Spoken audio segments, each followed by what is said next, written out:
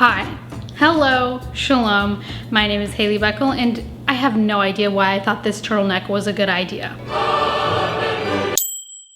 So today we're gonna be doing something a little bit different. I really like the story time videos I've done in the past and I really like the cooking videos that I've done. So I thought, let's combine them. Let's see what happens if I cook you a meal while telling a story. Today we're gonna be making almond crusted chicken with a strawberry balsamic sauce and some roasted vegetables. And the story that I'm gonna be telling you is one that I think is very interesting. It is about a woman with 27 lovers. So this story is about Seymour Dorothy Fleming. And Seymour was born in 1757 to two parents, a mom and a dad. Her dad was an Irishman. He was an Irish career soldier. And her mom was an heiress to the Somerset dynasty. So that made our lovely Seymour an heiress as well.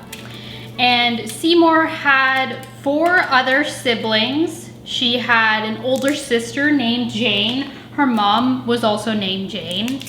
And I don't know why, but yeah, so she had an older sister named Jane, and Jane was of age to be married.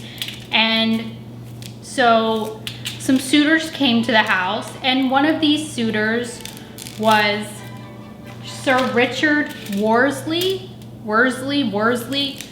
I don't know, I'm gonna try to pronounce it like the way I think a British person would, which probably would be like Worsley. So like Worsley.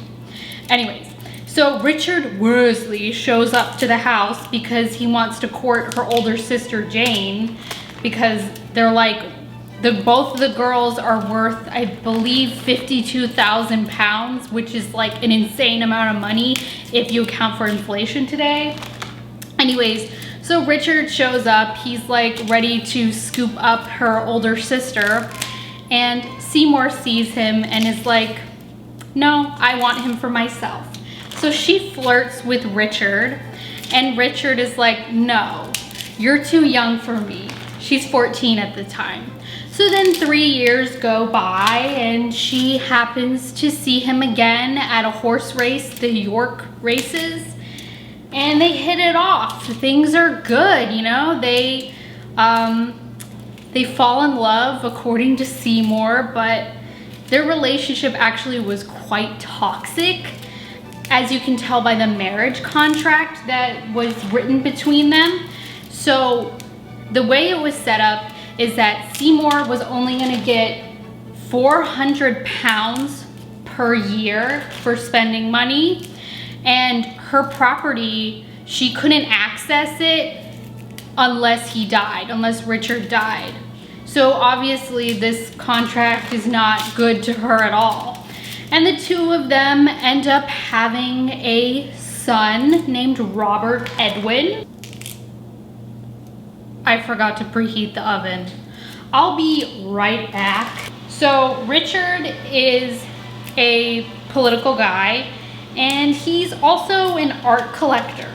And he travels around I almost said United States. What am I saying? He travels around Europe.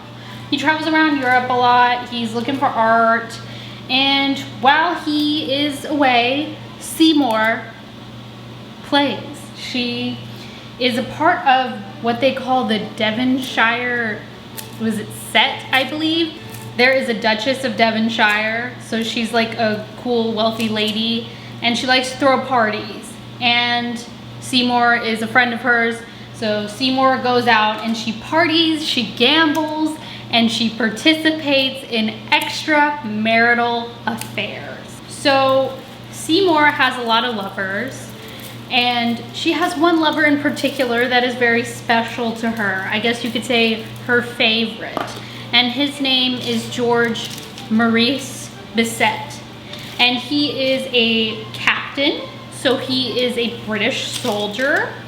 And he happens to be Richard and Seymour's next door neighbor and family friend. So things are actually pretty serious between Seymour and George, so serious that they have a child together. And they have a daughter also named Jane for some reason. There are 3 Janes. Anyways, they have a Jane and Richard knows about it. And Richard is like, all right, I'll accept her as my daughter. You know, I gotta keep my reputation in check. So things become a problem when George and Seymour elope. So they have a baby together and then they decide they want to get married. But problem is, Seymour's still married to Richard. And Richard is not so happy with this. Not because he doesn't want Seymour to be with another man necessarily. It's more about his reputation.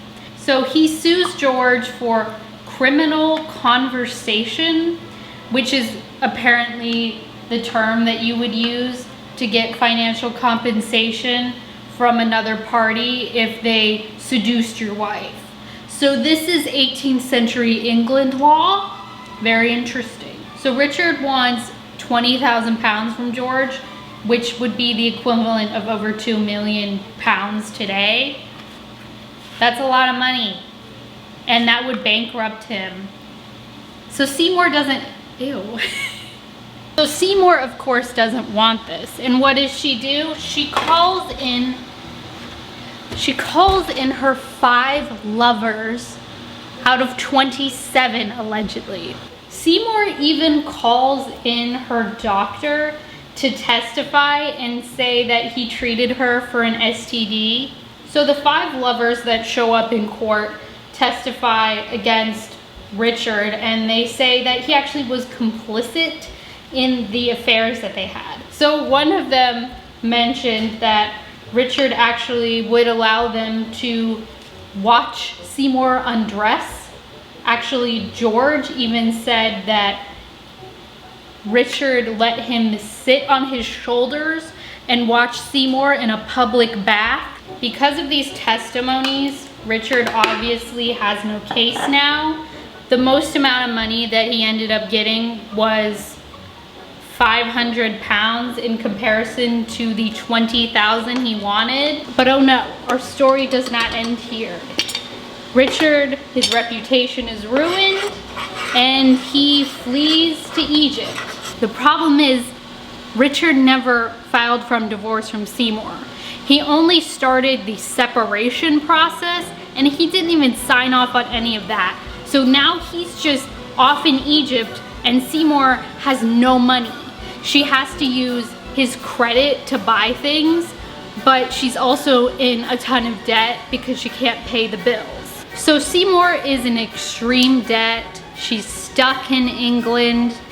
And yes, she may have George, but this relationship only lasts for 18 more months. And he leaves her for another woman who can, you know, who doesn't have this huge scandal. And she happens to be pregnant as well. What can she do? She becomes a mistress. So she becomes a mistress to an Indian plantation owner named Isaac Byers. And Isaac takes care of her and all, that's all good. She ends up having the baby as well, but the baby does die. Then Richard returns from Egypt and he says to Seymour, sorry that I did that to you. I'll sign the separation papers. We'll be done. We'll get this over with, okay? So he does, but he says on one condition. If you promise that you will not come back to England for 4 years, I will pay off your debt and I will sign this document freeing you. So she agrees. There's nothing left for her. And she goes to Paris.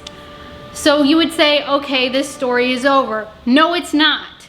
The French Revolution is happening, and guess what happens to Seymour? Seymour is put in prison. Well, there's evidence suggesting that she was put in prison during the French Revolution. We don't know if that's true. During this time, she's actually pregnant with another guy's baby, and she gives birth to that child. And that child is another daughter who ends up being adopted by a nice French couple. And after the French Revolution is over, Seymour returns to England. Her time is up, she's returned to England, but she's tired, she's old, she's sick, and you know, life isn't going so well for her. At least her debt has been paid off. Then she meets a Swiss musician who happens to be 20 years younger than she is. He's 26 years old. And he's not making any money or anything.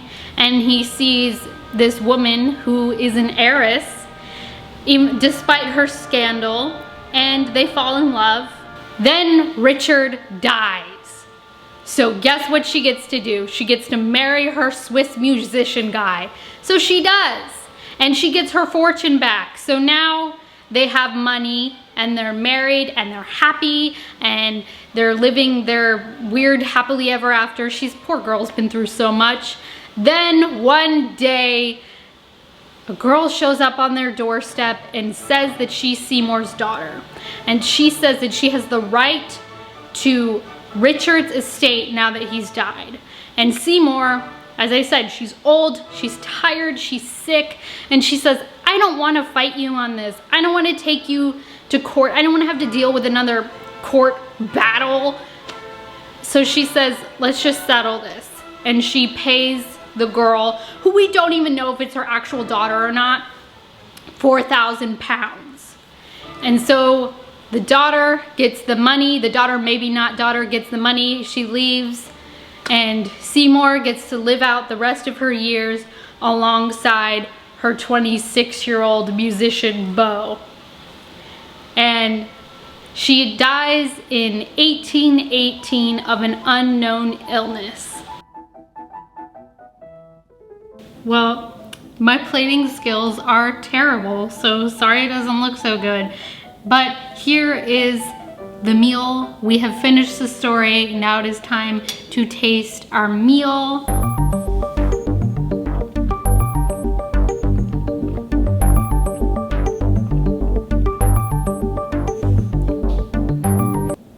I like it. It's good. Well, I hope you enjoyed the story. I hope you enjoyed this video. There is a film on the BBC. Is it BBC Two? I think it's BBC Two, that they did of the story of Seymour Fleming. It is called Lady W. It's with Scarlett Johansson. If you're into that, look it up. Aside from that, that is it for now. If you enjoyed this, please let me know. If you did not enjoy this, please let me know. And I'm gonna finish this meal now. Bye-bye.